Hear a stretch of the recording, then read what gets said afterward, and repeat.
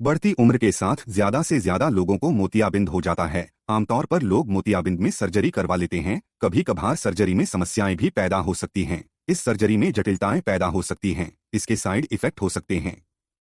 एक स्टडी में देखा गया कि मोतियाबिंद की सर्जरी के बाद 42% लोगों की आंखें सूखने लगी, 20% लोगों की आंखों से पानी निकलने लगा। दूसरी समस्याएं भी थीं, उनकी आंखों में कुछ कण तैरने लगे। मैं सबसे पहले किसी प्राकृतिक उपचार की सलाह दूंगा क्योंकि उनके बहुत कम साइड इफेक्ट होते हैं। लोग कहेंगे कि वैज्ञानिक स्टडीज कहाँ हैं? प्राकृतिक उपचार को मान्यता देने वाली कोई वैज्ञानिक स्टडी है ही नहीं। इसमें नामात्र के बराबर खर्चा आता है और इससे आपको मदद भी मिल सकती है। विज्ञान पर आधारित बहुत ज्यादा सबूत नहीं हैं जो दिखाते हैं कि ये प्रभावशाली होने वाला है। मैं आपको बताना चाहता हूं कि ऐसा कौन इंसान नहीं होगा जो प्राकृतिक उपचारों से संबंधित स्टडीज पर सैकड़ों, हजारों या लाखों डॉलर्स खर्च करना चाहेगा, क्योंकि आप इन प्राकृतिक उपचारों को पेटेंट नहीं करवा सकते। इसके बजाय क्यों ना हम आंखों का लेंस सफेद होने के पीछे का कारण जानें, जिसे मोतियाबिंद कहते हैं, और ऐसा प्राकृतिक उपचार खोजें जो सही मायनों में आपकी मदद कर सकता है, जिसके ड्रग्स और सर्जरी की तुलना में नामात्र के बराबर साइड इफेक्ट हों। सबसे पहले आपको आंखों के बारे में कुछ चीजें जाननी चाहिए। ये उन टिश्यूओं में से एक हैं जो ब्लड शुगर से सबसे ज्यादा प्रभावित होते हैं। हाई ब्लड शुगर आंखों के लिए हानिकारक है क्योंकि जब शुगर बहुत ज्यादा होती है उसके कारण टिश्यू पर बहुत ज्यादा ऑक्सीडेशन या ऑक्सीडेटिव स्ट्रेस पड़ती है। इस वजह से हमें मोतियाबिंद जैसी समस्या का सामना करना पड़ता है। ऑक्सीडेटिव स्ट्रेस में शरीर के टिश्यूओं में जंग लगने लगता है। उदाहरण के लिए आपकी गाड़ी पर जंग लगने लगता है, जिसका कारण सड़क पर पड़ा नमक या कुछ और हो सकता है।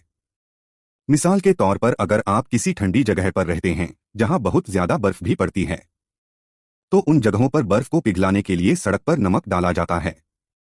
इसके कारण आपकी कार के मेटल पर एक केमिकल रिएक्शन होने लगता है और कार पर जंग लग सकता है। ऐसा ही कुछ आपकी आंखों के साथ भी हो सकता है। यदि आपको डायबिटीज या प्री डायबिटीज है या आप बहुत ज्यादा कार्ब खाते हैं, उसके कारण एक केमिकल रिएक्शन होता है जिसके कारण शरीर को बहुत ज्यादा नुकसान पहुंचता है, खासकर जब हमारी उम्र बढ़ने लगती है। इसके कारण हमारा शरीर एंडोजेनस एंटीऑक्सीडेंट्स बनाने लगता है। ये एंटीऑक्सीडेंट्स ऑक्सीडेशन और फ्री रेडिकल्स से शरीर की सुरक्षा करते हैं। बढ़ती उम्र के साथ हमारी एंटीऑक्सीडेंट्स बनाने की क्षमता कम होती जाती है। अगर हमारी डाइट सही नहीं है या हम बहुत ज्यादा कार्ब खाते हैं तो चीजें खराब होने लगती है। इसका असर आपकी दृष्टि और आंखों पर पड़ता है।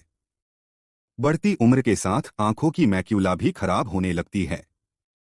रात को देखने में परेशानी आती है। हम धरती पर मौजूद पेड़ पौधों का लाभ उठा सकते हैं। पौधों में कुछ रसायन मौजूद होते हैं जिन्हें विकसित होने में युगों युगों का समय लगा है। हम यहाँ पर पौधे के पिगमेंट की बात कर रहे हैं। ये पिगमेंट्स कुछ रंगों की उत्पत्ति करते हैं। ये पिगमेंट बेहद शक्तिशाली एंटीऑक्सीडेंट होते हैं। इनमें सूजन रोधी गुण भी होते हैं और ये ऑक्सीडेटिव स्ट्रेस के प्रभाव को रोकने में मदद कर सकते हैं, खासकर आंखों के लेंस में। मैं इन पिगमेंट्स की दो कैटेगरीज की बात करना चाहता हूं। उनमें पहला है कैरोटेनॉइड्स, जिसमें बीटा कैरोटीन शामिल है, जिसे विटामिन ए का प्रीकर्सर कहते हैं। ये इसका सक्रिय रूप नहीं है। इसे विटामिन ए में कन्वर्ट किया जाता है। केवल जानवरों से मिलने वाले प्रोडक्ट्स में इसका सक्रिय रूप होता है। फिर दूसरे प्रकार के कैरोटेनॉइड्स भी होते हैं जिन्हें लुटीन और जियाजेंथिन कहते हैं। इन्हें उम्र से जुड़े मैक्यूलर डिजनरेशन के लिए जाना जाता है। कैरोटेनॉइड्स का रंग पीला, नारंगी, लाल और बैंगनी हो सकता है। आपको इसी रंग की सब्जियां मिल जाएंगी।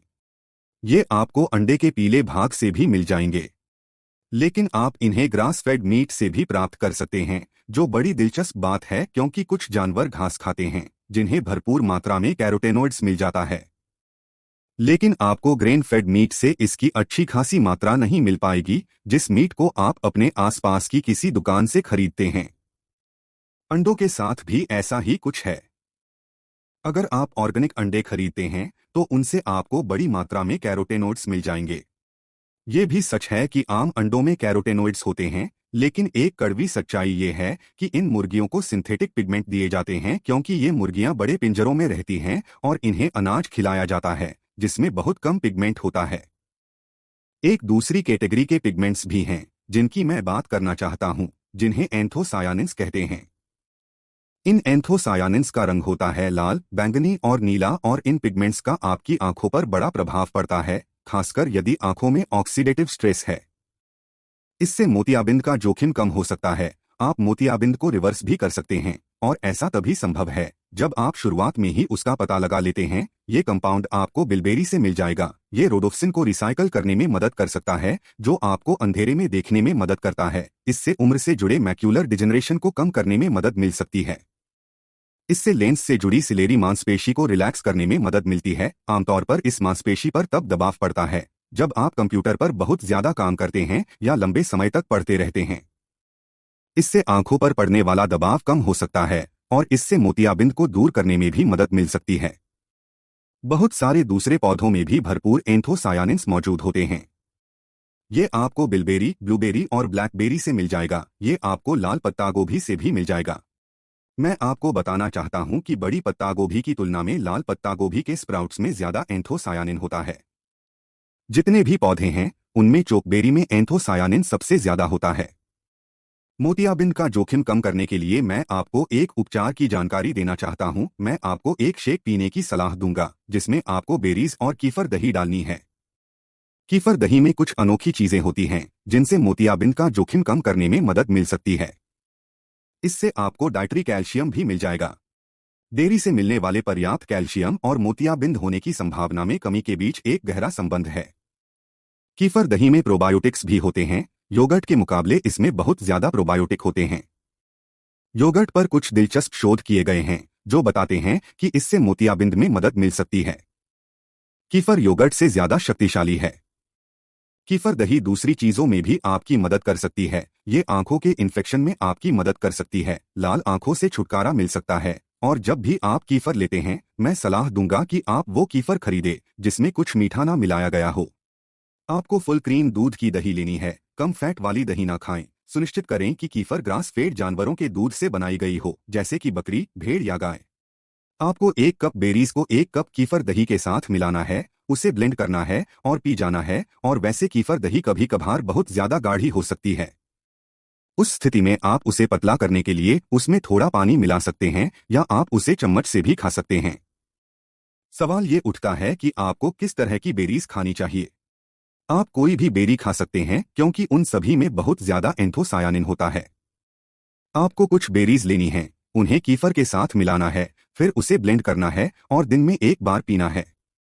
अच्छी क्वालिटी की कीफर दही और एंथोसायानिन से भरपूर बेरीज से आपकी आंखों को ठंडक मिलेगी। आंखों पर बहुत अच्छा प्रभाव पड़ेगा। इससे केवल लेंस ही नहीं बल्कि मैक्यूला पर भी अच्छा असर पड़ता है, जो कि आंख का पिछला हिस्सा होता है। इससे दूसरे टिश्यूओं को भी मदद मिलती है। इससे ऑक्सीडेटिव स्ट्रेस की जटिलताओं को भी रोकने में मदद मिल सकती है। इसके साथ ही मैं आपको सलाह दूंगा कि आप सुक्रोज और फ्रुक्टोज से ज्यादा दूरी बनाएं। मैं आपको दूध पीने की सलाह भी नहीं दूंगा क्योंकि उसमें लैक्टोज होता है, लेकिन जब आप फर्मेंटेड मिल्क प्रोडक्ट लेते हैं तो वो सबसे अच्छा रहेगा। आप कुछ दूसरे काम भी कर सकते हैं। एक न्यूट्रिशन उपचार है जिसे एनएसी कहते हैं। आप इसकी ड्रॉप अपनी आंखों में डाल सकते हैं।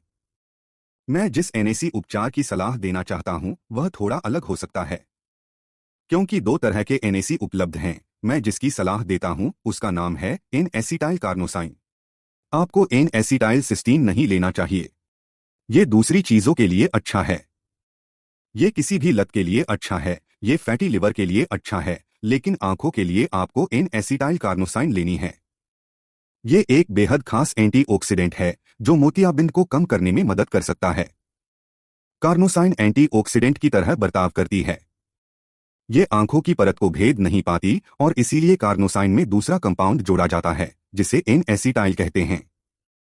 फिर ये आंख के पहले चैम्बर में दाखिल होने में मदद करता है। लेंस भी इसी चैम्बर में होता है ताकि ये अपने काम कर पाए।